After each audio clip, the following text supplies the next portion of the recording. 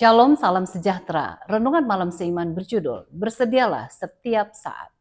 Sebab itu, saudara-saudaraku yang kekasih, sambil menantikan semuanya ini, kamu harus berusaha, supaya kamu kedapatan tak bercacat dan tak bernoda di hadapannya, dalam perdamaian dengan Dia. 2 Petrus 3 ayat 14. Setelah melihat akan semua tanda-tanda yang menunjukkan betapa dekatnya kedatangan Yesus, maka kesimpulan apa yang dapat kita ambil? Secara berulang-ulang Alkitab memberikan jaminan kepada kita bahwa Yesus akan datang segera.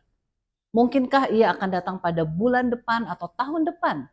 5 tahun mendatang, 10 tahun lagi, ataukah 20 tahun lagi?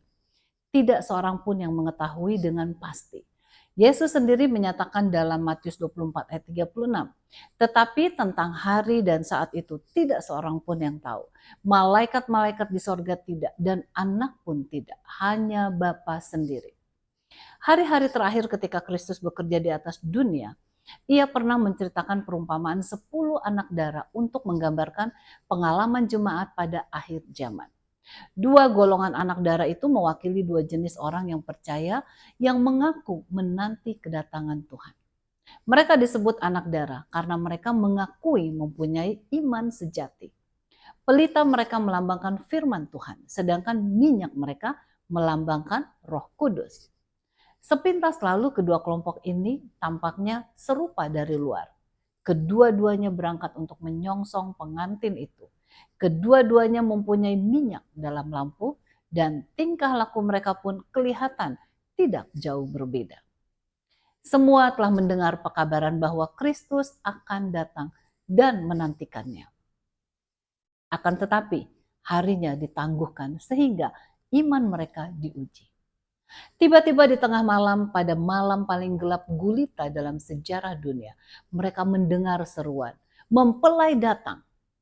Songsonglah dia, Matius 25 ayat 6. Lalu perbedaan antara kedua kelompok itu menjadi jelas. Beberapa dari antara mereka jelas-jelas tidak siap bertemu dengan pengantin itu. Orang-orang yang bodoh, yaitu anak darah ini, adalah orang yang munafik. Mereka menghormati kebenaran, firman Tuhan. Akan tetapi mereka melalaikan minyak-minyak.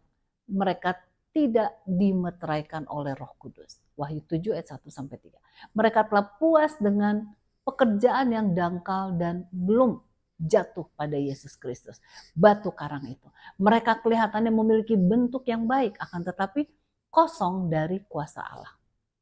Kita mengharapkan bahwa kita akan termasuk dalam kelompok yang siap menantikan kedatangan Yesus.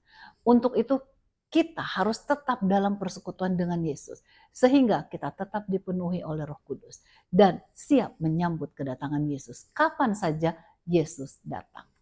Kiranya Tuhan memberkati.